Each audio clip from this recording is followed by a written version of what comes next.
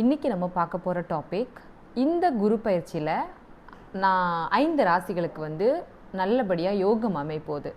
So இந்த 5 ராசிக்காரங்க யார் யார் அப்படின்னும், அந்த ராசிக்காரங்களுக்கு எதனால் யோகம், எதன் அடிப்படையில் யோகம், என்னென்ன யோகம் அமையப்போகுது அப்படின்னு தான் நம்ம இந்த வீடியோவில் இன்றைக்கி பார்க்க போகிறோம்.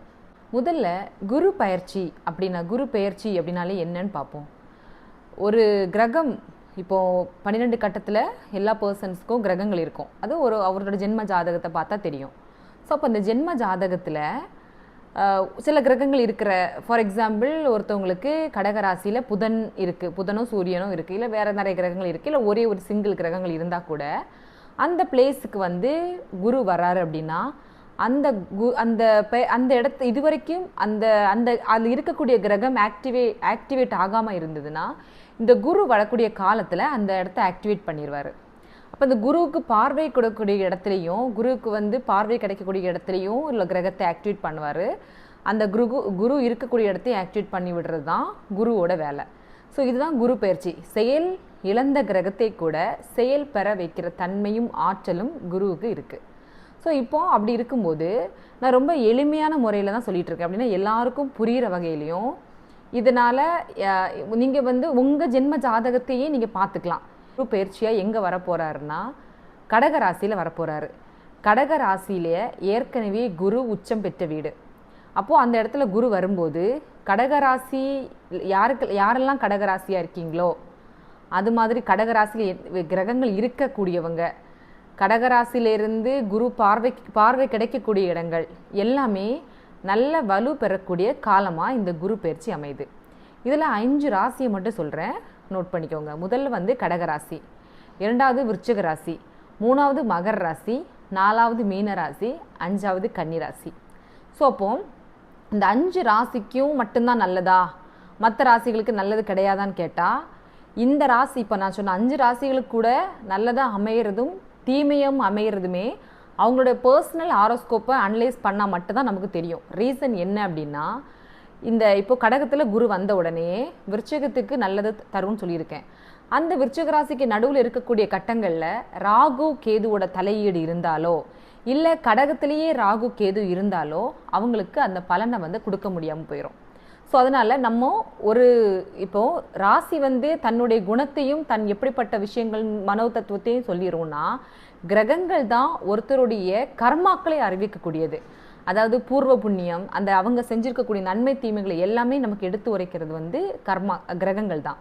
அப்படி இருக்கும்போது நம்ம இது விருச்சிக ராசி, நீங்கள் பயிற்சின்னு சொன்ன பிறமே எனக்கு நல்லது நடக்கலை அப்படின்னு இருந்தால் 100% உங்களோட பர்சனல் ஹாரோஸ்கோப்பை நீங்கள் அனலைஸ் பண்ணி தான் பார்க்கணுமே தவிர, பொதுவான பலன் தான் விருச்சிக ராசி, மகர ராசி, மீனராசி, கன்னிராசி, கடகராசி, இந்த இவ்வளோ ராசிகளுக்குமே வந்து நல் பலனை கொடுக்க வராரு குரு. ஸோ எடுத்துப்போம். இப்போது விருச்சிக ராசிக்கு எந்த இடம், 5ஆம் வீடாக வருது.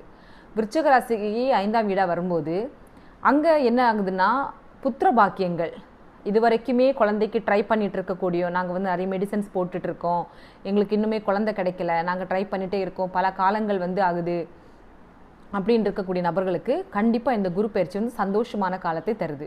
உங்களுக்கு இந்த குரு பயிற்சியில் குழந்தை இல்லை அப்படின்னு வந்து விருச்சிகராசி நபர்கள் கவலைப்பட்டுட்டு இருக்கீங்க அப்படின்னா, உங்களுக்கு அங்கே வந்து ராகு கேதுவோட தலையீடு இல்லாமல் அமையுது அப்படின்னா உங்களுக்கு 100% குழந்தை பாக்கியம் ஓகே. அப்புறம் கல்வியில் உங்களுக்கு முன்னேற்றங்கள், நீங்கள் இப்போ படிப்பில் நிறைய தடைகள் இருந்தாலோ, இல்லை மேற்படிப்பு உங்களுக்கு தேவைப்பட்டா அப்படின்னா இந்த காலகட்டத்தை வந்து 100% யூஸ் பண்ணிக்கலாம். உங்களுக்கு மேற்படிப்பு கண்டிப்பாக நடக்கக்கூடிய காலம். உங்களுடைய பூர்வ புண்ணியம் வந்து ஆக்டிவேட் ஆகக்கூடிய காலம். அதாவது இதுக்கு முன்னாடி இப்போ நீங்கள் ஒரு கெட்ட கர்மாவில் உட்கார்ந்துருந்தா கூட இந்த இடத்துக்கு வரும்போது எந்த மனிதனுமே எப்போவுமே நற்பலனை அனுபவிக்கிறது இல்லை, எந்த மனிதனுமே எப்போவுமே தீமையான பலனை அனுபவிக்கிறது இல்லை. நன்மையும் தீமையும் கலந்தே தான் எல்லாரோட வாழ்க்கையும் அமைஞ்சிருக்கும். அது கோடீஸ்வரர்களுக்கும் சரி, ஏழையான பாமர்களுக்கும் சரி தான். அப்போது இந்த நன்மையும் தீமையும் அமையப்பட்டது ஒருத்தரோட வாழ்க்கைங்கிறதுனால தான் எந்த ஜாதகத்தை கொடுத்தும் நம்ம வந்து இது பூரணமான கோடீஸ்வர யோகம் மட்டும்தான் உள்ள ஜாதகம், இது பூரணமான ஏழைகளான ஜாதகம் மட்டும்தான் நம்ம நிறைவு பண்ணுறது கிடையாது. ஸோ அப்படி இருக்கும்போது இதில் நீங்கள் கரெக்டாக பார்க்கக்கூடிய விஷயம் என்னென்னா, இந்த விருச்சிக ராசிக்காரங்களுக்கு பூர்வ புண்ணியம் ஆக்டிவ் ஆகக்கூடிய இடத்துல இருக்கனால அவங்களுக்கு தடைப்பட்ட காரியங்கள் எல்லாமே விலகும். என்னெல்லாம் அவங்களுக்கு தடையாக வாழ்க்கையில் இருந்திருக்கோ அது எல்லாமே விலகி அதில் ஒரு நன்மையை கொடுக்கக்கூடிய இடத்துல தான் குரு வந்திருக்காரு. ஸோ அப்படி இருக்கும்போது உங்களுடைய நீங்கள் தடையாக இருந்த காரியங்கள் வந்து இந்த வருஷம் நீங்கள் அடியெடுத்து வச்சிங்க அப்படின்னா அது உங்களுக்கு சக்ஸஸாக நடக்கும். அதுக்கப்புறம் உங்களுக்கு வந்து குழந்தை பாக்கியங்கள் வந்து குழந்தைக்கு ட்ரை பண்ணுறீங்க அப்படின்னா வந்து உங்களுக்கு குழந்தை கிடைக்கும். முதல் குழந்தை, அதாவது நிறைய பேர் வந்து இப்போ தான் நாங்கள் வந்து நிறைய இது எடுத்துகிட்டு இருக்கோம், இன்னும் எங்களுக்கு நல்லா அமையலை, குழந்தை அமையலைங்கிறவங்களுக்கு எல்லாமே குழந்தை கிடைக்கும். காதல், இப்போ காதல் தோல்வியை சந்திச்சுட்டு இருக்கீங்க அப்படின்னா இந்த வருஷம் அந்த பிரச்சனையே இல்லை, உங்களுக்கு காதல் சக்ஸஸ் தான். இல்லை நான் ப்ரப்போஸ் பண்ணுறதுக்கு எனக்கு தயக்கமாக இருக்குது, நான் வந்து எப்படி ப்ரப்போஸ் பண்ண தெரியலைன்னு நினச்சிங்கன்னா கூட இந்த வருஷம் 100% நீங்கள் போய் ப்ரப்போஸ் பண்ண உடனே அந்த லவ் வந்து அக்செப்ட் ஆகிரும். அது ஆணாக இருந்தால் பெண்ணுக்கும், பெண்ணாக இருந்தால் ஆணுக்கும் 100% சக்ஸஸ் தான், உங்களுக்கு பிரச்சனையே இல்லை. ஸோ இப்படிப்பட்ட நிறைய நற்பலன்களே கொடுக்க வந்திருக்காங்க குரு. ஸோ அப்போ விருச்சிக ராசி நபர்கள் கொஞ்சம் பார்த்துக்கோங்க, என்னெல்லாம் நன்மைகள் அவங்களுக்கு பூர்வ புண்ணியம் ஆக்டிவ் ஆகிறனால இந்த வருஷம் நீங்கள் பார்க்கக்கூடிய காதலியோ இல்லை காதல்னா இருந்தாலோ கண்டிப்பாக அவங்க பூர்வ ஜென்மத்தோட தொடர்புபெற்ற காதல்னா தான் இருக்கணும். பூர்வ தொடர்புபெற்ற ஒரு திருமணமே நடக்குதுன்னா கூட பூர்வ ஜென்மத்தோட மனைவியாக தான் உங்களுக்கு அமையக்கூடிய காலமாக தான் இந்த காலம் அமையுது. சரி, அடுத்து அப்படியே போய் மகர் ராசி போவோம். மகர் ராசிக்கு ஏழாம் வீட்டுக்கு வருது. ஸோ 7ஆம் வீடுன்னு வரும்போது களத்திரக்காரகன் எல்லாருக்குமே தெரிஞ்ச விஷயந்தான். ஸோ கணவன் மனைவிக்குள்ள ஒற்றுமை, இது வரைக்கும் அடி சண்டை அப்படி இருந்த இடத்துல இருந்தால் கூட இந்த வருஷம் அவங்களுக்கு அந்த பிரச்சனையெல்லாம் விலகி மனைவியாக இருந்தால் கணவன் அண்டர்ஸ்டாண்ட் பண்ணக்கூடிய காலமாக மாறும், கணவனாக இருந்தால் மனைவி அண்டர்ஸ்டாண்ட் பண்ணக்கூடிய காலமாக மாறும். அப்புறம் உங்கள் நண்பர்கள் வட்டத்தில் ஒரு விரிசல் ஏற்பட்டு இருந்தால், இது நிறைய பேர் நாங்கள் வந்து நல்ல நட்பாக இருந்தோம், பிரிஞ்சிட்டோம், எங்களுக்கு வந்து இப்போ சேர முடியுமா அப்படின்னா கண்டிப்பாக இந்த வருஷம் உங்களுக்கு வந்து உங்கள் நண்பர்களால் அனுகூலம் 100% உண்டு. அது வந்து நீங்கள் எந்த பயமும் உங்களுக்கு வேண்டாம். அப்புறம் உங்களுக்கு வந்து வெளிநாட்டுக்கு போகலாமா அப்படின்னா கண்டிப்பாக இந்த வருஷம் இந்த மகர ராசிக்காரங்க வெளிநாட்டு ட்ராவல் யோசிச்சுட்டு இருக்கீங்க அப்படின்னா கண்டிப்பாக வெளிநாட்டு ட்ராவல் வந்து உங்களுக்கு போகலாம். ஏதாவது வந்து தொழில் வந்து நீங்கள் தொடங்கலாம் அப்படின்னு நினச்சிங்கன்னா உங்களுக்கு வந்து ஒரு பெரு முதலீடு இல்லாமல் ஒரு சிறு முதலீடு போட்டு ஒரு சின்ன உற்பத்தி பண்ணக்கூடிய தொழில்கள் எதுவாக இருந்தாலும் உங்களுக்கு வந்து நல்லபடியாக அமையும். ஸோ அதில் வந்து உங்களுக்கு எந்த கவலையும் வேண்டாம். அதாவது நீங்கள் ஒரு சின்ன மேனுஃபேக்சரிங், ஏதாவது ஒரு பெரிய அளவில் முதலீடு இல்லைனா கூட அட்லீஸ்ட் ஒரு 1 lakh பட்ஜெட்டில் ஸ்டார்ட் பண்ணுற தொழிலாக இருந்தால் கூட இந்த ஆண்டு உங்களுக்கு ஸ்டார்ட் பண்ணலாம், பிரச்சனை கிடையாது. அதாவது குடும்ப ஒற்றுமை இல்லாமல் பிரிஞ்சிருக்கு, ரிலேஷன்ஸ் வந்து பிரிஞ்சிருக்காங்க அப்படின்னா இந்த வருஷத்தில் வந்து அந்த ரிலேஷன்ஸ் சேர்ந்துருவாங்க. அப்புறம் திருமணம் ஆகாதவர்கள், திருமணம் ஆகாமல் தடைப்பட்டிருக்கு, நான் ரொம்ப காலமாக நாங்கள் வரம் பார்த்துட்ருக்கோம், எங்களுக்கு அமையலை அப்படின்னா இந்த வருஷத்தில் கண்டிப்பாக திருமணம் நடக்கக்கூடிய வாய்ப்புகள் இருக்குது. 2வது குழந்தைக்கு ட்ரை பண்ணிகிட்டு இருக்கக்கூடிய பர்சனாக இருந்தால் நீங்கள் கண்டிப்பாக இந்த வருஷம் 2வது குழந்தைகள் வந்து கண்டிப்பாக கரு கத்தரிச்சிருவீங்க. அதாவது ஃபஸ்ட்டு குழந்தை பிறந்து ரொம்ப வருஷமாக எங்களுக்கு 2வது குழந்தைக்கு வெயிட் பண்ணிகிட்ருக்கோம், இன்னும் கிடைக்கல அப்படின்னா உங்களுக்கு 2வது குழந்தை 100% இந்த குரு பயிற்சியில் வந்து உங்களுக்கு சக்ஸஸ் தான். மகர் ராசிக்கு வந்து ஆப்ரேஷன்ஸ் ஏதாவது நடக்க வேண்டியது இருந்தது அப்படின்னா இந்த காலகட்டம் கரெக்டான காலகட்டம், பயப்படாமல் ஆப்ரேஷனை முன்பண்ணி செய்யலாம். இல்லை நிறைய நாளாக நோய்வாய்ப்பட்டிருக்காங்க, இப்போது மகர் ராசியில் உள்ள மனைவியாக இருந்தால் கணவன் நோய்பட்டிருந்தால் அந்த நோய்கள் குணமாகும், கணவனாக இருந்தால் மனைவிக்கு நோய்வாய்ப்பட்டிருந்தால் இந்த காலகட்டத்தில் குணமடைய வாய்ப்பு நிறையவே இருக்குது. ஸோ இந்த ஆப்ரேஷனுக்காக வெயிட் பண்ணிட்டு இருக்கீங்க, நான் வந்து கரெக்டான டிசிஷன் எடுக்கிறேன்னா அந்த காலகட்டம் கரெக்டானா இந்த காலகட்டம் 100% கரெக்டான காலம், இதை யூட்டிலைஸ் பண்ணிக்கோங்க. இப்படி ஃபுல்லாக அதாவது இதுவரைக்கும் மனக்கவலைகள், மனசோர்வுகள், மன கஷ்டப்பாட்டுகள் எல்லாம் இருந்ததுனாலும் இந்த குரு பயிற்சியில் மகர ராசிக்காரங்களுக்கு கொஞ்சம் ரிலீஃப் ஆகி, கொஞ்சம் இல்லை ஓரளவு பெட்டராக ரிலீஃப் ஆகி உங்களுக்கு சந்தோஷமான காலமாக அமையுது. அப்புறம் குரு வந்து 9ஆம் வீடு, அதாவது மீனராசியை பார்க்கறதுனால அவங்களுக்கு வந்து என்ன ஆகுதுன்னா, மீனராசி நேயர்களுக்கு இது வரைக்கும் எனக்கு பாக்கியமே இல்லை, நான் ஒரு துரதிர்ஷ்டசாலி அப்படின்னு நினச்சிட்டு இருக்கக்கூடிய பர்சனாக இருந்தீங்கன்னா மீனராசி சேவ் பண்ணிக்கோங்க, உங்களுக்கு பாக்கியம் வேலை செய்யக்கூடிய காலம் அமையுது. அதாவது பாக்கியம் நம்ம காற்றுள்ள போதே தூற்றிக்கொள் இப்படிங்கிறது தான் வந்து குரு பயிற்சியோட அடையாளமே. இப்போ எனக்கு வந்து கெட்ட இடத்துல வந்து நான் இருந்துட்டு இருக்கும்போது குரு வந்து நல்ல பிளேஸில் எனக்கு வராரு அப்படின்னா எனக்கு இதுதான் அந்த காலம் அப்படின்னு தெரிஞ்சுக்கிட்டேன் அப்படின்னா காற்றுள்ள போதே தூற்றிக்கொள்ங்கிற மாதிரி தான் ஃபார்முலாவை எடுத்துக்கிட்டு இந்த வருஷம் நான் இதை விதைக்கணும்னா விதைச்சிக்கோங்க அப்படிங்கிற மாதிரி இருக்குது. ஸோ தந்தை வழி பாக்கியம், இப்போது மீன ராசியில் ஒரு தகப்பர் இருக்கார் அப்படின்னா அந்த தகப்பருக்கு வந்து கண்டிப்பாக தன்னுடைய பிள்ளைங்களை கல்யாணம் பண்ணி கொடுக்கக்கூடிய வாய்ப்புகள் வந்து இந்த வருஷம் அமையும். அதாவது ஒரு தகப்பன் மீனராசி அவங்க பொண்ணுக்கோ பையனுக்கோ கல்யாணத்தை பார்த்துட்டு இருக்காங்க அப்படின்னா நல்ல வரன் அமைஞ்சு அவங்க கல்யாணத்தை பண்ணிடுவாங்க. மீனராசி பெண்கள் ஆண்களாக இருந்தீங்கன்னா உங்கள் தகப்பனால் உங்களுக்கு பாக்கியங்கள் வந்து கிடைக்கக்கூடிய காலம். இதில் ராகு கேது தலையீடு இருந்தாலோ பாவகிரகங்கள் நடுவில் குறுக்கிட்டால் மட்டும்தான் உங்களுக்கு இந்த நான் சொல்லக்கூடிய எல்லா விஷயமே வந்து இன்றுவாக போகுமே தவிர மற்றபடி 100% உங்களுக்கு ப்ரெசன்ட் தான். ஸோ இதில் நீங்கள் எனக்கு மீனராசி சொல்லியிருக்கீங்க, விருச்சிகராசி சொல்லியிருக்கீங்க அமையலை அப்படின்னா பர்சனல் ஜாதகத்தை ஆராயாமல் நம்ம எதையுமே ஒரு கன்க்ளூஷனுக்கு வர முடியாது. ஏன்னா ஒரு கட்டத்தை மட்டுமே எடுத்துட்டிங்கன்னா பல்லாயிரக்கணக்கான விதிகள் வந்து காரதத்துவங்கள் கொடுத்துருக்காங்க. அப்படி இருக்கும்போது எனக்கு ஏன் இது இப்படி இருக்குது, எனக்கு ஏன் இப்படி இருக்குன்னு ஒன்றுக்கு ஒன்று முரண்பாடாக தான் இருக்கும். ஸோ நம்ம வந்து வெளிப்படுத்துறது பொது கருத்துக்கள். இப்போது நிறைய பேருக்கு சொந்த ஜாதகத்தை ஆராயிறது தன்மை இருக்குது, அவங்களுக்கு தெரியும். நிறைய பேர் இப்போ நிறைய விஷயங்களை பார்க்கறதுனால ஜாதகத்தை எப்படி கணிக்கணுங்கிறதே மேக்ஸிமம் நம்பர்ஸ்க்கு தெரியுது. அப்போது நான் சொல்லக்கூடிய கருத்துக்கள் நீங்கள் ஜாதகத்தை ஓப்பன் பண்ணி பார்த்தே தெரிஞ்சுக்கலாம் உங்களுக்கு எப்படி இருக்குது அப்படிங்கிறது. ஸோ மீன ராசிக்கு வந்து வெளிநாட்டு போக யோகம் இருக்குது. நீங்கள் வெளிநாடு ட்ரை பண்ணிகிட்ருக்கீங்க, இது வரைக்கும் எனக்கு தடைப்பட்டிருக்கு அப்படின்னா இந்த வருஷம் நீங்கள் அப்ளை பண்ணாலே உங்களுக்கு சக்ஸஸ் ஆயிரும்.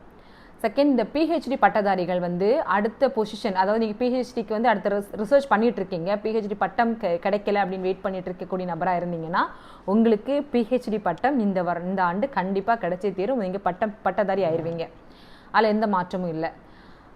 அது மாதிரி உங்களுடைய அதாவது இஷ்ட தெய்வத்தை வழிபாடுகள் வந்து அதிகமாகும். அதாவது ஒரு ஆன்மீக சார்ந்த விஷயங்களுக்கு வந்து ஒரு பெரிய பொறுப்பு உங்களுக்கு வந்து சேரும். அது நீங்கள் ஒரு ஆன்மீக விஷயத்தில் வந்து இப்போது இவ்வளோ நாள் நான் அந்த பதவிக்காக காத்திருக்கேன், எனக்கு அது கிடைக்காம போயிருக்கு அப்படின்னா இந்த ஆண்டு உங்களுக்கு வந்து அந்த பதவி வந்து கிடைக்கிறதுக்கு 100% வாய்ப்பு இருக்குது. நழுவ விட்டுற வேண்டாம். இப்படி ஏகப்பட்ட நற்பலன்களை வந்து அந்த இடத்துல கொண்டு வந்துட்டுருக்கு. ஸோ அதை இந்த டைமை வந்து கரெக்டாக அதில் யூட்டிலைஸ் பண்ணிடுங்க. மாணவர்களுக்கு வந்து படிப்பு சேர்க்கை ஏற்பட்டுரும். உங்களுக்கு வந்து உடல்நலை குறைபாடுகள் ஏதாவது இருந்தால் கூட அந்த காலகட்டம் வந்து அடிச்சு போயிடும். அப்புறம் இந்த மகர ராசிக்காரங்களுக்கு வந்து உங்களுக்கு வந்து லாஸ்ட்டாக கட் பண்ணி போடலாம்.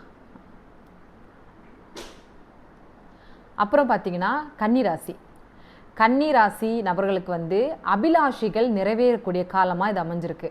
அதாவது இத்தனை காலம் என்னோட ஆசையே நிறைவேறலை, நான் வந்து நிறைய விஷயங்கள் கற்பனை பண்ணியிருக்கேன், ஆனால் என்னோட ஆசைகள் எதுவுமே நிறைவேறினதே கிடையாது அப்படின்னு நீங்கள் ஃபீல் பண்ணிட்டு இருக்கீங்களா? கன்னிராசியை சேவ் பண்ணிக்கோங்க இருக்கீங்களா? இந்த ஆண்டு குரு பயிற்சியில் உங்களுக்கு அபிலாஷைகள் நிறைவேறும். ராகு கேது தலையிட்டால் நிறைவேறாது, எகெயின் வந்து ரிப்பீட் பண்ணிட்டு இருக்கேன்.